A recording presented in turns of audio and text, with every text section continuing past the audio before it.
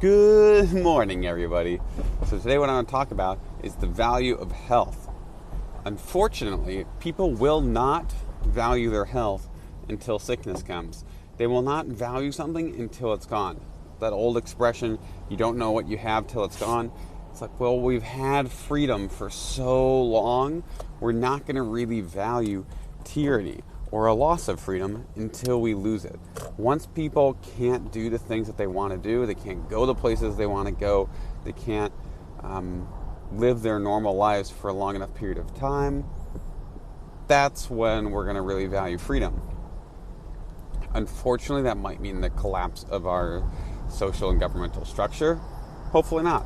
But either way, it's important to remember and realize that people really don't value something until it's threatened to be taken away from them. This is unfortunately the case with healthcare. So people don't really value health until they start to get sick. Once they have suffering, once they have pain, once they have illness, once they have a disease, then they're like, wow, I should really take care of myself to prevent this from ever happening again. But prevention sounds great, but people will rarely do actual prevention. It's just a sorry, harsh truth that we have to sort of stand up to. So if people take a therapeutic thing, whether it's safe, effective, in the short term or long term or not, unless they have a very obvious negative reaction to that thing, they're not really going to realize it. It takes a lot of time for people to realize things are a problem. Like thalidomide took 5 years, even though people knew in 9-12 months that it was a problem. It took 5 years for people to actually recognize it and do something about it on a global scale. So know that we're in this for the long game. Just because people feel fine right away, that doesn't mean that they actually are fine. It could cause a problem later on down the road. And just when we start to recognize the problem, like you and I might recognize the problem because we're kind of looking for it, other people who aren't looking for it are going to just believe it's completely unrelated.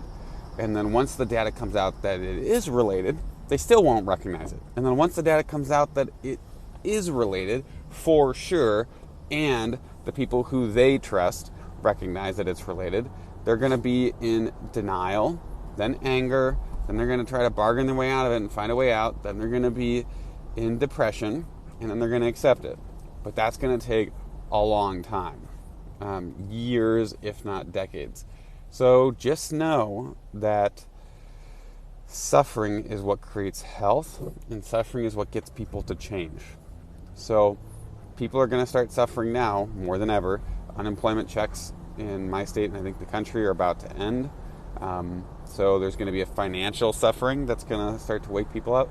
But until people start to really, really get sick in large amounts or really suffer in large amounts, this is not going to change quite yet.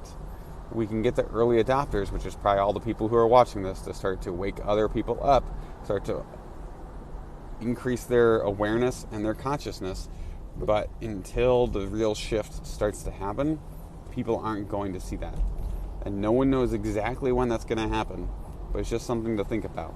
So when you have a family member, who's obviously quite unhealthy, but they're not suffering yet, or your husband or your grandpa who obviously is unhealthy, maybe he's on 5 different medications, but he's not quite suffering yet, his dementia isn't bad enough yet, or his high blood pressure doesn't bother him, so he doesn't think it's a problem, or being overweight doesn't bother him, so he doesn't think it's a problem, or his liver enzymes are high, but he can't feel it, so it's not a problem.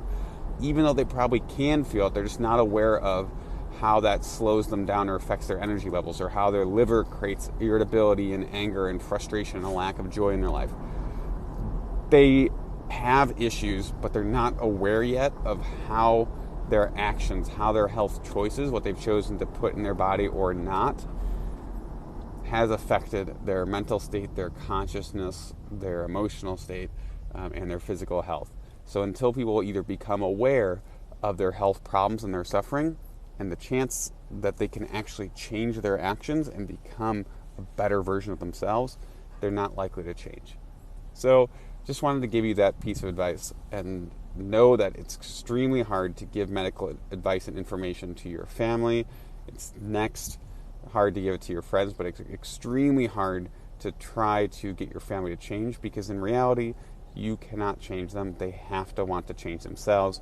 And the biggest way that people go about changing, the biggest impetus for change, is suffering and pain. So don't purposely make them have pain or suffer. You can try to show them how their choices are influencing them, but same thing with an addict. If they're a cigarette smoker and they don't feel super awful for it, or it's not killing them yet, it's hard to get them to change. Same thing with an alcoholic. It's hard to get them to change until it's really creating a lot of problems in their life.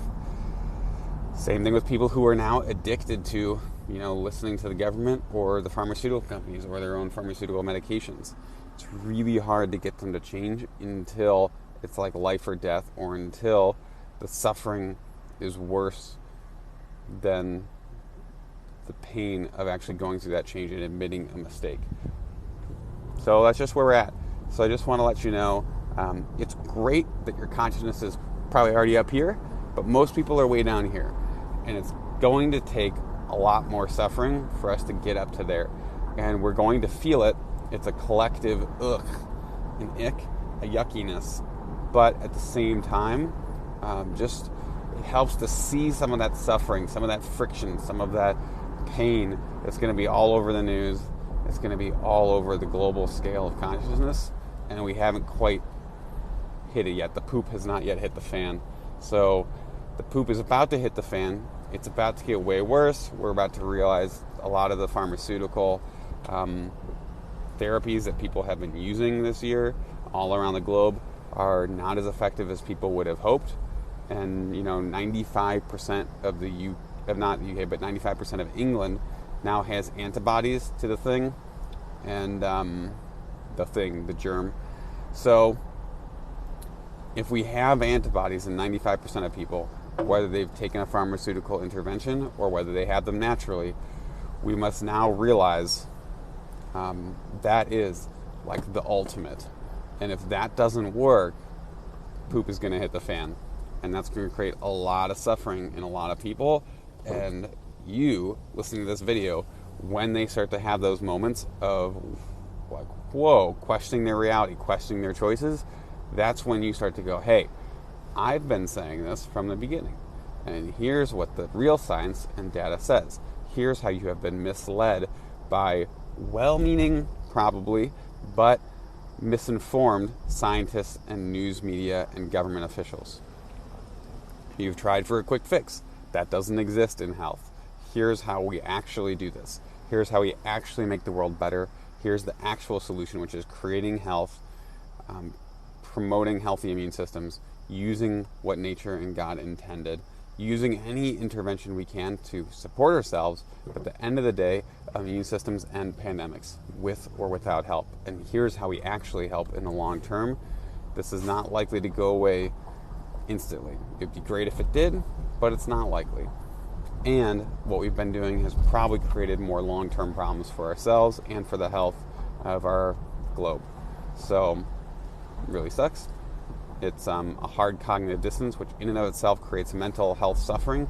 But potentially, if you're around them at that time when they have that wake-up moment, you can use that suffering, use that cognitive dissonance, ease the burden, help them see truth and see the reality of the situation. And that's how we really start to change all of this, is enough people waking up and enough people saying, we're going to stand up for what's right and do the right thing. Because right now, most people are not doing the right thing. But as they suffer more, they might eventually start to realize it. Anyways, love y'all. Have a great day. Bye.